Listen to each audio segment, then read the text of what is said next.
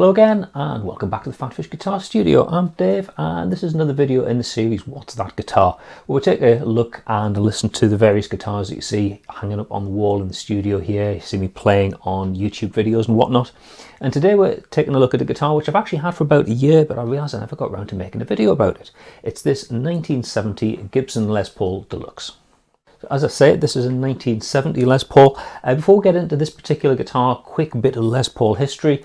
Back in the early days of the solid body electric guitar, you had Fender with the Stratocaster and the Telecaster, like these ones here, and Gibson pretty much was synonymous with the Les Paul. Possibly the first signature guitar. It was made for Les Paul himself. From the early 50s onwards, towards the late 50s, 1960, these were really kind of falling out of favour and weren't particularly popular, and the Les Paul morphed into what we now know as the SG. Strangely, those guitars from 1958 through to 60 are some of the most expensive and sought after vintage guitars on the market, so there you go. But late 60s, the Les Paul in this form was being reintroduced by Gibson. This one, as I say, is a 1970, it's an early 1970 model, and there's a few quirky things with it. At first glance, you look at it and think, that's not quite right. I'll do some close-up photos so you can see this a bit better, but like where the Les Paul logo is on the headstock, it looks a little bit off-center, it shouldn't be there. The truss rod cover looks a bit weird compared to what you'd normally expect to see on a Les Paul Deluxe. It's one of those things of the early days of the reintroduction of the Les Paul. Gibson was still kind of finding their feet, and various features morphed a little bit from one year to the next. So it's kind of a transitional period for the guitar. This one has got a carved top, as you would expect on a Les Paul of this place in the range. Quite a deep carve, actually, a little bit deeper than you normally expect, but handmade instruments, that's one of the things that you can expect a little bit of variance. What makes a Les Paul Deluxe distinct from like the standard or the custom or whatever is particularly is the pickups. These are mini humbuckers. The holes in the guitar body are smaller than a regular humbucker. They're actually the size of like a P90. If you're familiar with P90 pickups, they're like big fat single coils, but not as fat as a humbucker. The mini humbuckers are basically regular humbuckers, two coils, but the coils are narrower. And they fit into this slightly strange arrangement where rather than having a pickup ring, the pickup ring is part of the pickup and it's in the route. Basically, these pickup mounts are, I think, the covers off P90 pickups cut out with a hole cut in the middle, and the pickup is held in there. The difference with mini humbuckers are they've still got all the characteristics of a humbucker in that they cancel the hum and quite fat compared to a single coil. But these have been a slightly narrower magnetic field, a little bit brighter than you would expect with regular humbuckers. Having said that then, how does this sound? Well, we're going into the clean channel on the amp, and the bridge pickup sounds like this.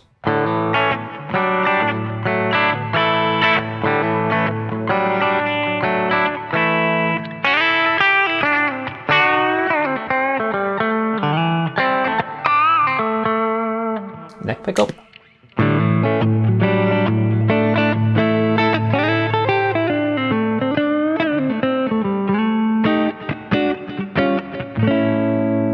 Both together.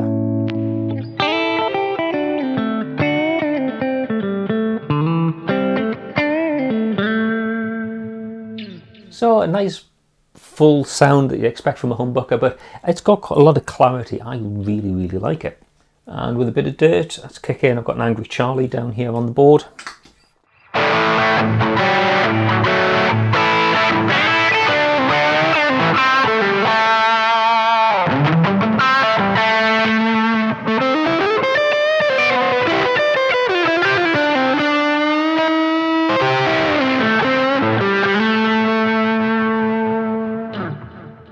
Yeah, I really like the way this guitar sounds.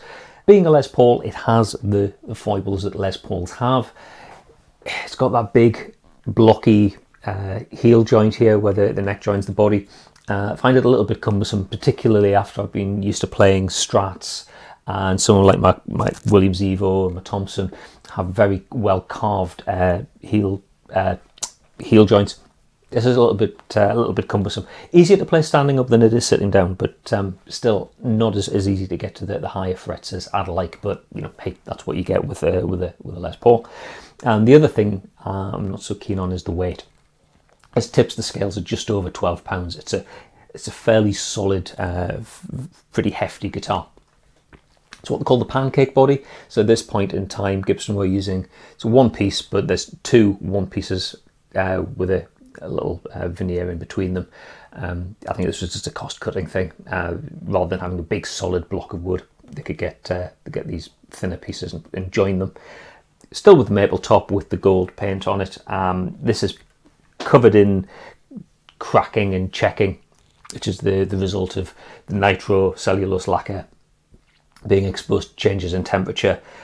It cracks and crazes, and it just adds an awful lot of character to the guitar. I really like it. And in places where it's cracked quite a bit, obviously where like your arm rests on it, the sweat started to react with some of the pigments in the paint, and it's got this lovely green colour, this lovely patina. I think it's had a fairly hard life. It's certainly not on its first set of frets. I can tell that because, well, there's no nibs there. There's obviously been refretted, and there's a bit of evidence on the horn where, on this top part here, where I think an errant fret end file has just scuffed the paint. I don't mind. It's got dings and scratches all over it, but that's part of its charm. It's all part of its story.